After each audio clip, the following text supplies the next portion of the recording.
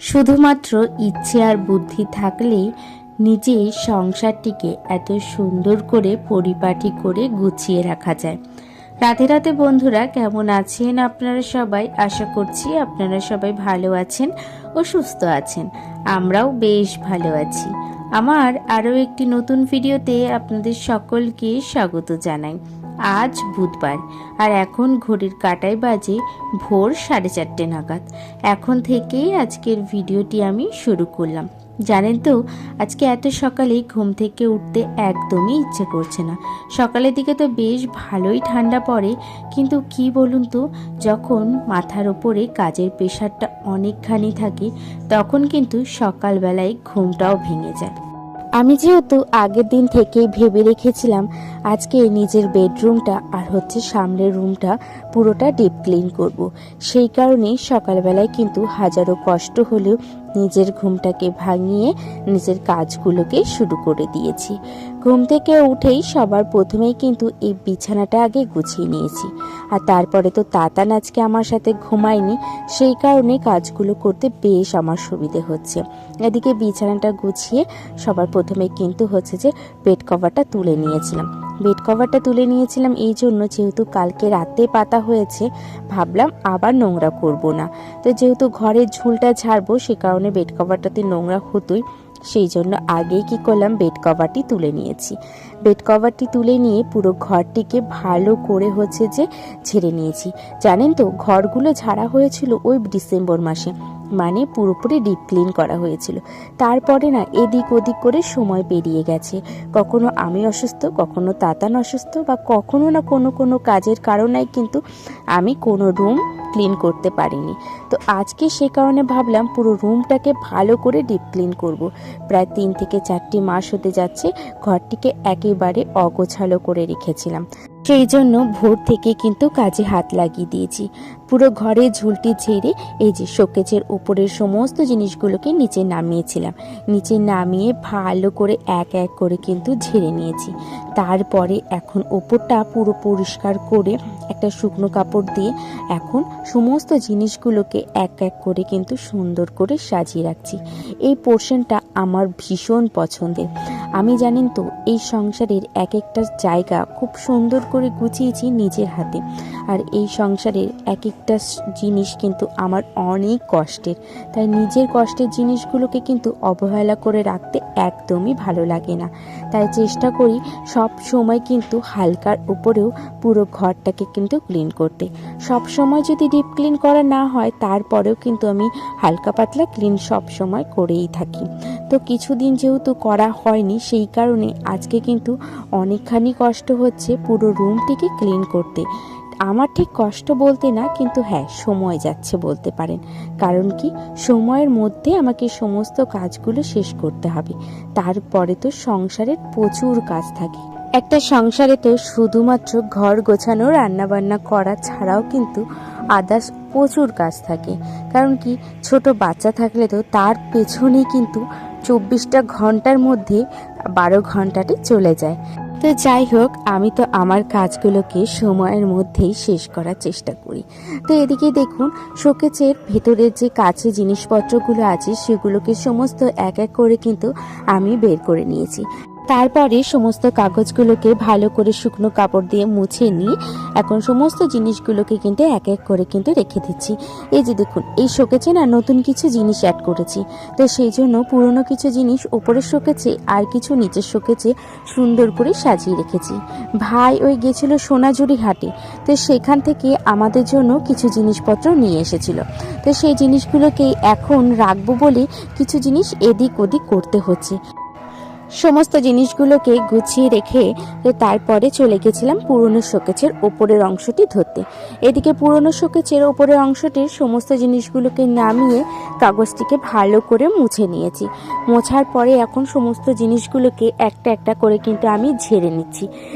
ঝেড়ে সুন্দর করে রেখে দিচ্ছি। এইভাবে ডিপ ক্লিন করলে জানেন তো, অনেক দিন কিন্তু নোংরা পড়ে না।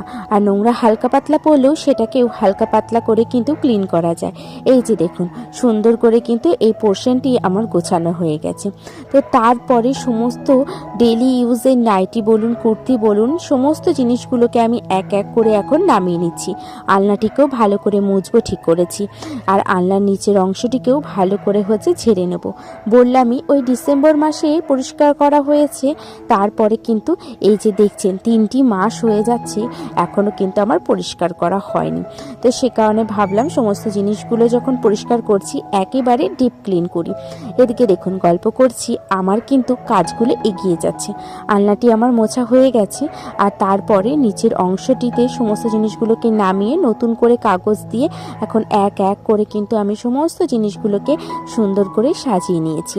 তো ওইখানে নিচের পোর্শনটাতে তাতানের কিছু বই খাতা ছিল, বই খাতা বলতে কি কিছু বই ছিল, সেই বই আমার কিছু প্রয়োজনীয় ডায়েরি, সেগুলোকে সুন্দর করে সাজিয়ে রেখেছি।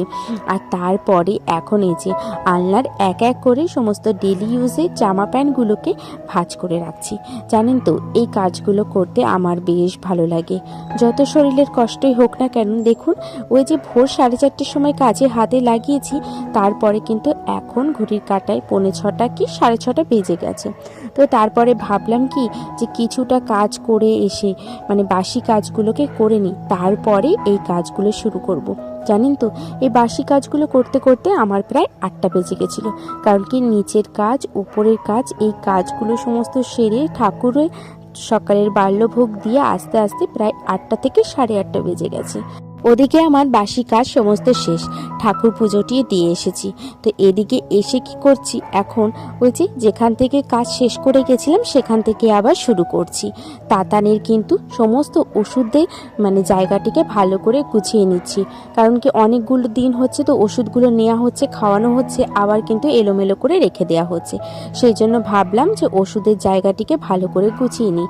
যে ওষুধগুলো আমার এখন প্রয়োজন সেগুলোকে রাখলাম, বাদবাকি যেগুলো এখন আমার অপ্রয়োজনীয় হয়ে গেছে সেগুলোকে ফেলে দিয়েছি। তাতানের ওষুধ আমি সবসময় 3 মাসের মধ্যে খাওয়ানোর চেষ্টা করি। 3 মাসের ওভার হয়ে গেলে আমি তাতানকে সেই ওষুধটি খাওয়াই না, সেটাকে আমি ফেলে দিই। তো সেই মতনই যেগুলোকে প্রয়োজন সেগুলোকে রাখলাম, বাদ বাকিগুলোকে সমস্ত ফেলে দিয়েছি। তো এদিকে তাতানের গরমে যে জামা প্যান্টগুলো পরাবো সেগুলোকে সমস্ত এখন মানে নিয়েছি। তো সেগুলোকে দেখলাম কোনগুলো পরাতে পারবো আর কোনগুলো ছোট হয়ে গেছিলো। যেগুলো প্রয়োজন সেগুলোকে রাখলাম, যেগুলো অপ্রয়োজনীয় সেগুলোকে একটা জায়গায় সাইড করে দিলাম। তো সবার প্রথমে সমস্ত জামা প্যান্টগুলোকে নামিয়ে পুরো ভালো করে র্যাকটিকে মুছে নিয়েছি। র্যাকটি দেখলাম পেছনের দিকটাতে ভালোই ধুলো পড়েছিল, তো সেই জন্য সামনের দিকটা তো মোছা হয় কিন্তু পেছনের সাইডটা তো আর মোছা হয় না। সেই জন্য পেছনের সাইডটাকে মুছে ভালো করে জামা প্যান্টগুলোকে এক এক করে কিন্তু ভাঁজ করে নিয়েছি। আর তারপরে কিন্তু যেই জায়গাটাতে র্যাকটা রাখা হয় সেটাকে ঝাড় দিয়ে দিলাম, কারণ কি র্যাকটা ঢোকানো হয়ে গেলে ভালো করে আর ঝাড় দেওয়া যাবে না। সে কারণে কিন্তু ভালো করে ঝাড় দিয়ে র্যাকটিকে সুন্দর করে সাজিয়ে রেখেছি। আর এদিকে চলে এসেছি নিজের সব থেকে পছন্দের জায়গা, যেখানে আমার সমস্ত সাজাগোজা জিনিসগুলো থাকে। বিয়ে বাড়ি যে গেছি সেগুলো নিয়ে গেছিলাম, আর এসে না আর গোছানো হয়নি। সেই জন্য আজকে ভাবলাম নতুন করে একটা কাগজ দিলাম, সেই কাগজে নিজের পছন্দের জিনিসগুলোকে এক এক করে কিন্তু সুন্দর করে সাজিয়ে রেখেছি। দেখুন ডেলি ইউজের জিনিসগুলো একটা সাইড করে রেখেছি, আর যেগুলো খুব একটা ইউজ করা হয় না ওই ফাউন্ডেশন থেকে শুরু করে ওগুলো একটা সাইড করে রেখে দিয়েছি। তো দেখুন পুরো শোকেস তো গোছানো হয়ে গেছে, সেটার আর ফুল ভিডিও আমি করলাম না, যেটুখানি প্রয়োজন হলে সেইটুখানি করেছি। একেই তো দেরি হয়ে গেছে, সে কারণে খুব তাড়াতাড়ি এখন কাজগুলোকে শেষ করছি। তো এখন এই যে ম্যাসিংটার জায়গাগুলোকে পরিষ্কার করে নিলাম। ম্যাসিংটাকে পরিষ্কার করে যেগুলো আমার প্রয়োজনীয় মানে যেগুলো রাখি ম্যাসিংয়ের ওপরে সেগুলোকেও সুন্দর করে ঝেড়ে মুছে রেখে দিয়েছি। তো এদিকে চলে এসেছি আলমারির ওপরটি। আলমারির ওপরটি আজকে আর ডিপ ক্লিন করবো না, কারণ কি হয়নি, 10 থেকে 15 দিন আগেও আমি ডিপ ক্লিন করেছিলাম। ওই যে বিয়ে বাড়ি যাবো বলে টলি তো নামানো হয়েছিল, তখনই আমি একেবারে ঝেড়ে নিয়েছিলাম। তো তারপরে এখন এই যে তাতানির পাপার সমস্ত সার্টিফিকেট অ্যাওয়ার্ড, তারপর কিছু ফুলদানি টপ, পেছনের দিকে তাতানির কিছু গাড়ি ছিল, সেগুলোকে ভালো করে ঝেড়ে মুছে রেখে দিয়েছি। আর এখন আমি কি করছি, পুরো ঘরটিকে পরিষ্কার করে নিচ্ছি।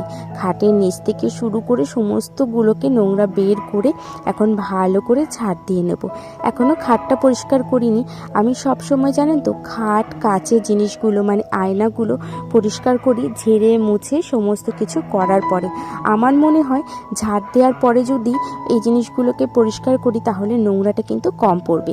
আর ওই নোংরাগুলোকে ঝেড়ে মুছে ঝাড়ার পরে যদি ঝাড় দিই আবারও মনে হয় সেই নোংরাগুলো জিনিসপত্রের মধ্যে লেগে যায়। তো সেই কারণে আমি ঝাড় দেওয়ার পরে মোছার পরে কিন্তু কাজ বলুন খাটটাকে পরিষ্কার করি। এদিকে দেখলেনি পুরো ঘরটিকে ঝাড় দেওয়া হয়ে গেছে। আর তারপরে একটু সার্ফের জল নিয়ে এসেছি পুরো ঘরটিকে মুছবো। জানেন তো প্রচুর পরিমাণে নোংরা হয়েছে।